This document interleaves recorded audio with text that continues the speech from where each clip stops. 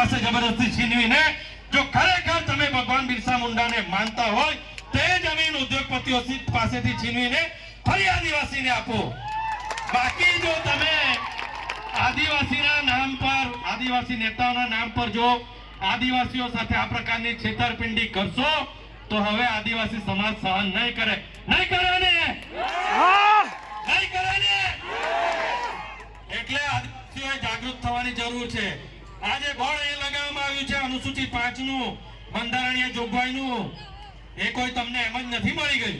જ્યારે બંધારણ સભા હતી તો એ સભામાં ખાલી 5 જ આદિવાસીઓ હતા અને એની સામે 295 બિન આદિવાસીઓ હતા। આના માટે પણ આપણે આદિવાસીઓ કરી છે।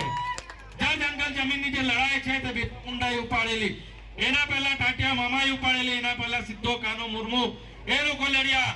જ્યારે દેશનું બંધારણ બન્યું તો બંધારણ સભામાં આપણા આદિવાસી જનનાયક જયપાલસિંહ મુંડાએ કહ્યું કે અમે પણ આ દેશનો ભાગ છે તો અમને પણ અમારા હક અધિકાર મળવા જોઈએ। અને ત્યારબાદ આ બધી જોગવાઈઓ બંધારણમાં સામેલ થઈ છે। એટલે આપણા જે નેતાઓ હતા, આપણા જે વડીલો હતા, આપણા જે ક્રાંતિકારીઓ હતા, એમનું આદિવાસી સમાજ પ્રત્યે ઓછું યોગદાન નથી। એમની જે લડાઈ હતી એ લડાઈને કારણે આજે આપણે જંગલ જમીન થયા છે અને અહીંથી બોલતા થયા છે।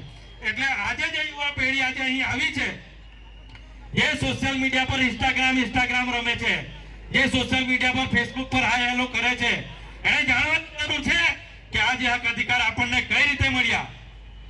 કારણ કે જો આપણે નહીં જાણીશું, આપણે જાગૃત નહીં થઈશું તો આજે દિલ્હીમાં ને ગાંધીનગરમાં બેઠેલી સરકાર છે ને એ તો ઈચ્છે છે કે આદિવાસી સમાજ તબાહ થઈ જાય, એની જે બહુમૂલ્ય જમીન છે એ જમીન અમે છીનવી લઈએ।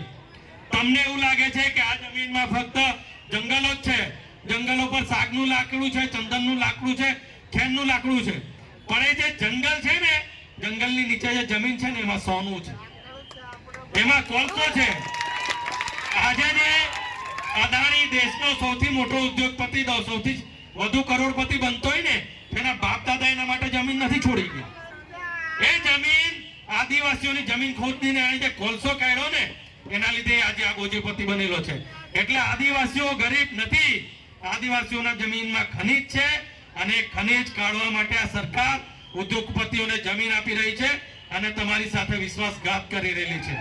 એટલે આ જે સરકાર છે એને ઓળખવાની જરૂર છે અને જાગૃત થવાની જરૂર છે।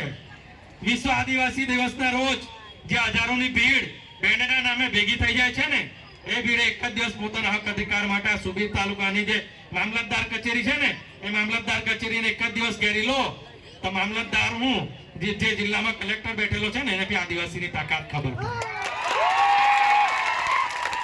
અહીં માત્ર 10 થી 15 આગેવાનો જે જાગૃત છે એ અવાજ ઉઠાવતા હોય તો તમને ન્યાય મળી શકતો હોય તો વિચારો કે આખો આદિવાસી સમાજ જો રસ્તા પર આવી જાય તો શું ન કરી શકે। એટલે જ આ પ્રશાસનમાં બેઠેલા અધિકારીઓને કીધેલું છે કે 15 નવેમ્બર સુધીનો તમારો સમય, 15મી નવેમ્બર અમારી આખો ડાંગ જિલ્લો અને ડાંગ જિલ્લાની આસપાસના જેટલા આદિવાસી જિલ્લાઓ છે એ તમામ જિલ્લાના આદિવાસીઓ અહીં આવીને બિરસા મુંડાની મૂર્તિ મૂકશે। રોકવા હોય તો રોકી લેજો, કારણ કે હવે સહન નથી કરવાનું। અત્યાર સુધી ઘણું સહન કર્યું, હવે સહન નહીં થાય। અને ખાસ આપણા બાળકોને શિક્ષણ આપવાની જરૂર છે, કારણ કે નિલેશભાઈ સામરે સાથે મારી ચર્ચા થતી હોય છે ત્યારે આ વિસ્તારના જે ખેડૂતો સુગર ફેક્ટરીઓમાં આવે છે ત્યારે અમે એમની પરિસ્થિતિ જોઈ છે। કારણ કે હું એ વિસ્તારમાંથી આવું છું જ્યાં મારી આજુબાજુ સુગરો છે। હું તાપી જિલ્લાના વાલોડ તાલુકાથી આવું છું અને મારી આસપાસ મઢી સુગર છે, બારડોલી સુગર છે, દાદરિયા સુગર છે, ગણદેવી સુગર છે, આટલી બધી સુગરો મારી આસપાસ છે। અને ત્યારે હું આપણા જે આદિવાસી સમુદાયના લોકો ત્યારે મજૂરી કરવા આવે છે ત્યારે અમે એમની પરિસ્થિતિ જોઈ છે અને અમારથી થાય એટલી મદદ અમે એમને કરી પણ છે। એટલે જ્યાં સુધી આપણા બાળકોને શિક્ષણ નહીં આપીશું ત્યાં સુધી આપણી પરિસ્થિતિમાં સુધાર નથી આવવાનો અને ત્યાં સુધી આપણે જાગૃત પણ નહીં થઈશું। જો તમારે જાગૃત થવું હશે તો તમારે તમારા બાળકને ભણાવવું પડશે, ત્યારે તમારું બાળક તમને બતાવશે કે આપણી સાથે શું ખોટું થાય છે અને આપણી સાથે શું સાચું થાય છે। કારણ કે સરકાર તો ફક્ત આપણી સાથે છેતરપિંડી કરી રહી છે। આજે ઉમરપાડાની વાત કરીએ તો ઉમરપાડામાં